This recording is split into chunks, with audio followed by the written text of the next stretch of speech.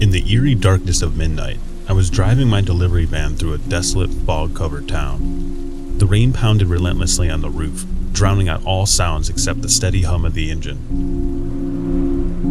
It was an uncommonly late hour for work, but I had no choice. A last-minute delivery had to be made.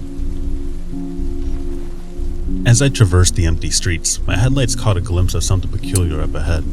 A rusty pickup truck moved sluggishly, barely making progress on the slick road. Its shape seemed twisted and distorted, as if haunted by some malevolent force. Growing impatient, I attempted to overtake the old truck, but as I made my move, it suddenly veered off the road.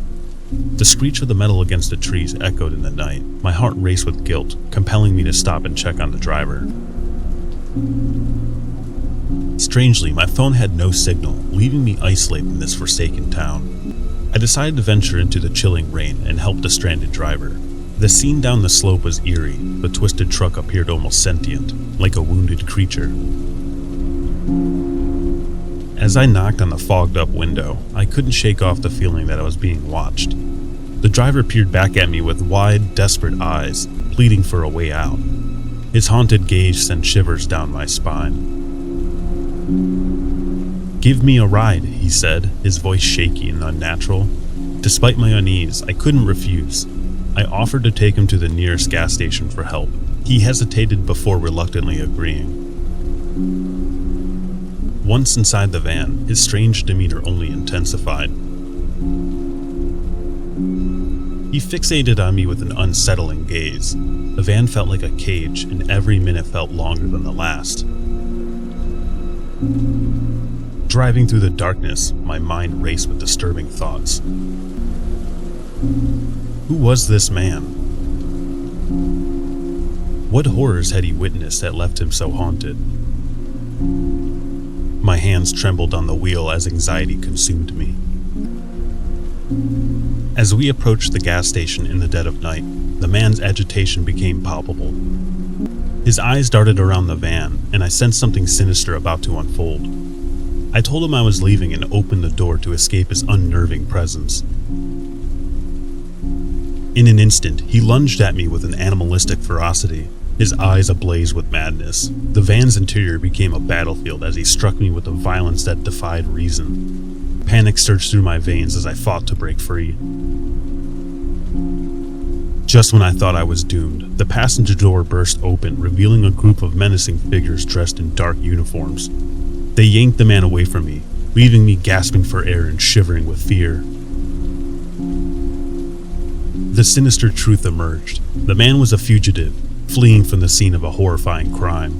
The dark forces that haunted him had driven him to the brink of madness. The enigmatic figures turned out to be law enforcement, whose timely intervention had saved me from a gruesome fate. As the adrenaline subsided, I realized how close I had come to becoming a victim of darkness. The night had unleashed its malevolence upon me, leaving an undeniable mark on my soul. The town, once a place of eerie silence, now held haunting memories that would forever torment my dreams.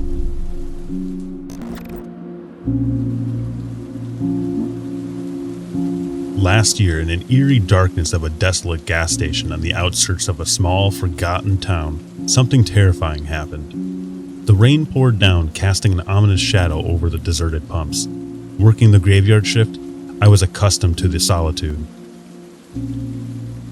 But this night was different.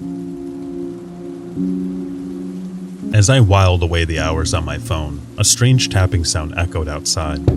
My heart quickened as I saw a hooded figure standing motionless in front of the gas station, their face shrouded in darkness. Ignoring my gestures to enter, they continued tapping on the door with an eerie persistence.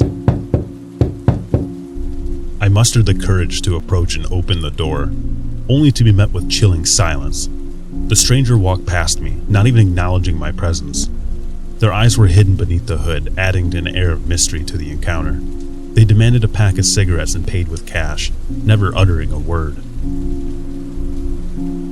As they disappeared into the rain, a sense of foreboding hung in the air. I looked out and saw no sign of any cars in the parking lot or by the gas pumps. It was as if the world had fallen eerily quiet, and I was left alone with my unsettling thoughts. Minutes later, the tapping returned and they were there again, the enigmatic figure lost and desperate. This time they pointed to a gas pump, their intentions clear. I accompanied them to pump gas into a container, feeling their eyes watching me. As I handed over the gas-filled container, an unsettling feeling crept over me. The stranger's behavior seemed more sinister, and I quickened my pace back to the store. But just as I reached the door, they shouted something incomprehensible. I turned back to see another man on the other side of the counter, shoving items into his backpack. Startled, I tried to escape, but before I could react, the man who had asked for gas hit me over the head.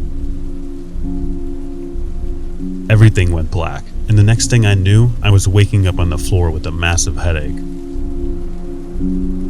Regaining consciousness, I found myself disoriented and in pain. The thief had vanished, leaving me feeling helpless and vulnerable.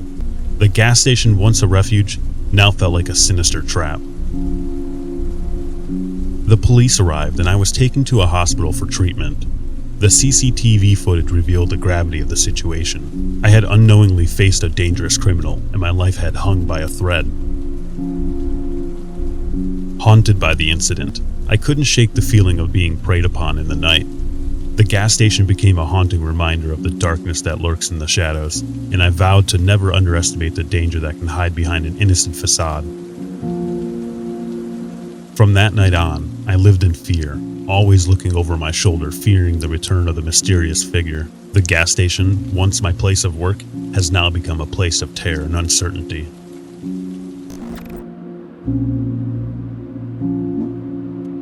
In the heart of a desolate city amidst a stormy night, I found myself all alone in our eerie, decrepit house. My roommate had left for a week-long trip, leaving me to face the horrors of the night alone. It was spring break, and with no college classes to distract me, I was stuck indoors, the relentless storm outside rattling the windows and filling the air with a sense of foreboding.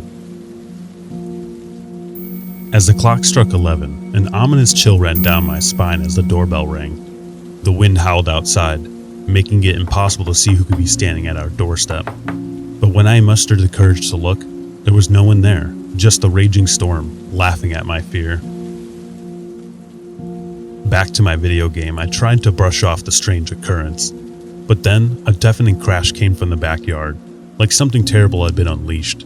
My heart pounding, I rushed to the back door and saw our patio furniture scattered like broken toys. And there, at the edge of the yard, a shadowy figure watched me with a sinister intent. The unease settled in my gut, making me feel like I was being watched even inside the house.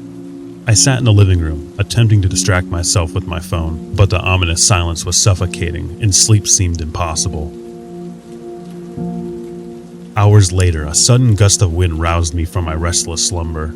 As I sat up, my feet touched cold water, and a panic seized my heart. I turned on the lights and saw muddy shoe prints leading through the house, like a trail of dread. Terror gripped me as I called the police, fearing that the intruder might still be lurking in the shadows.